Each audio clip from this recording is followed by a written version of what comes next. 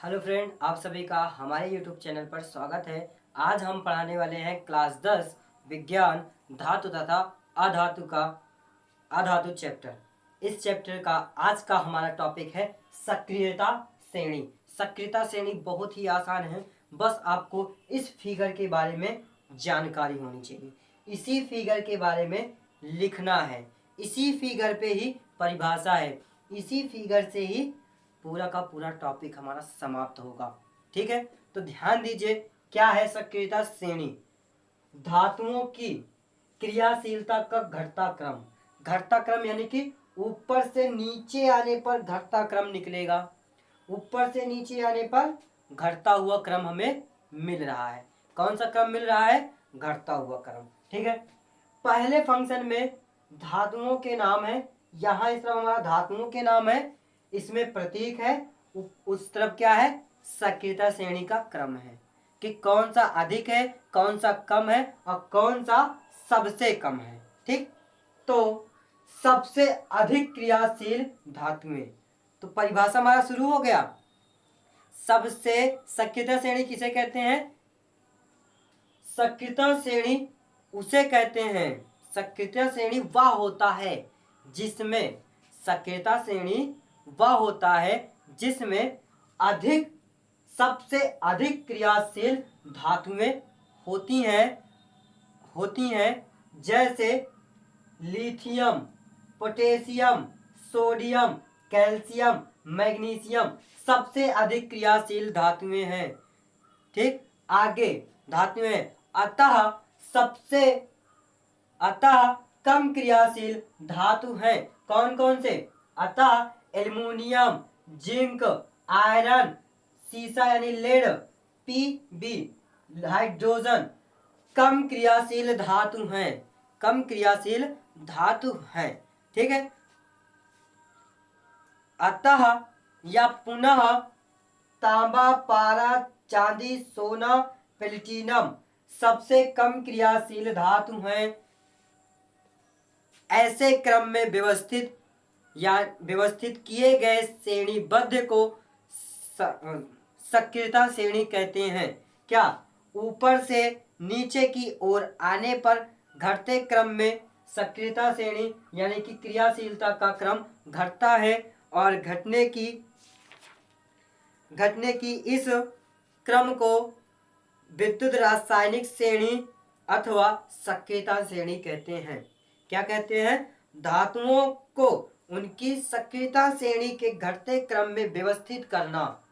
देखिए क्या, धातुओं को उनकी सक्रियता श्रेणी के घटते क्रम में, धातुओं को उनकी सक्रियता श्रेणी के घटते क्रम में, धातुओं की है तो वहां पे को कर लो चाहे की, धातुओं की सक्रियता श्रेणी के घटते क्रम में व्यवस्थित करने की प्रक्रिया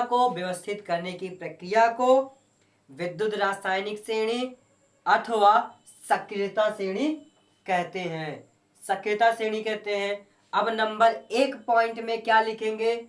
सबसे अधिक क्रियाशील धातुएं lithium, potassium, sodium, calcium, magnesium सबसे अधिक क्रियाशील यौगिक है, सबसे अधिक क्रियाशील धातु है। कम क्रियाशील धातु में क्या आएगा? नंबर 2 एल्युमिनियम, जिंक, आयरन, सीसा, लेड, हाइड्रोजन कम क्रियाशील धातु है। ठीक है, अब आगे तांबा, पारा, चांदी, सोना, प्लेटिनम सबसे कम क्रियाशील धातु है। यही हमारा पॉइंट के रूप में लिख लिया, हो गया काम खत्म। अब आगे देखिए, यहाँ पे हाइड्रोजन जो है, हाइड्रोजन पे बात हो रही है। जो यहाँ पे हाइड्रोजन उपस्थित है, हाइड्रोजन कॉपर, पारा, तांबा यानी कॉपर, पारा यानी मरकरी, चांदी, सोना, प्लेटिनम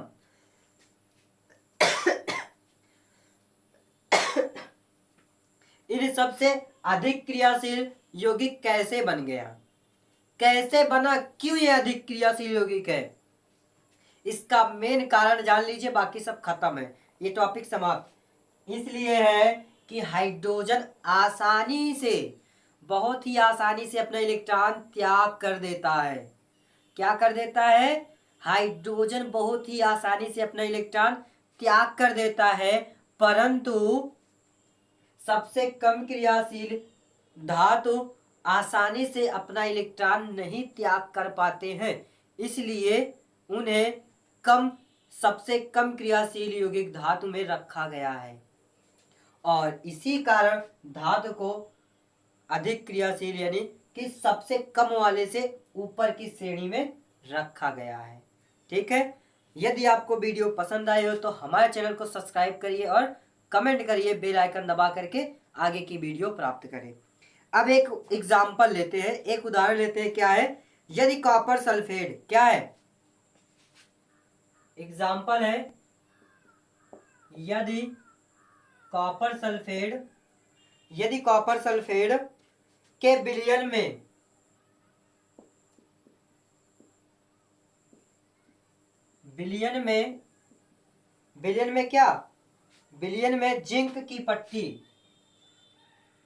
जिंक की पट्टी डुबा दें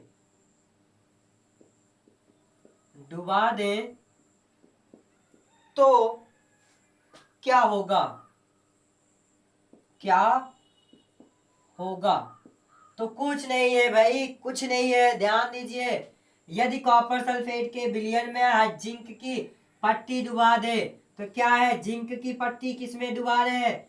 कॉपर सल्फेट में डुबा रहे हैं। किसमें डुबा रहे हैं? कॉपर सल्फेट में। अब सक्रियता श्रेणी को ध्यान से देखिए। कॉपर कहाँ है? सबसे कम क्रियाशील धातु में है और जिंक कहाँ है? कम क्रियाशील में, यानी कि कॉपर से तो अधिक है। तो क्या करेगा? जिंक कॉपर को विस्थापित कर देगा, जिंक सल्फेट बना देगा और कॉपर निकल जाएगा। कॉपर क्या है? लाल भूरा और छेद बन गया और जो जिंक सल्फेट है रंगहीन हो गया, और जो ये कॉपर आया है ये है लाल भूरा और छेद, बन गया। क्या है? लाल भूरा और छेद। और जो कॉपर सल्फेट था वो नीला विलयन है। ये कैसा है? नीला विलयन है।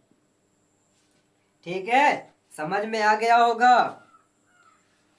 यदि आपको वीडियो पसंद आई हो तो हमारे चैनल को सब्सक्राइब करें, बेल आइकन दबा करके आगे की वीडियो प्राप्त करें और लाइक करना ना भूलें। धन्यवाद।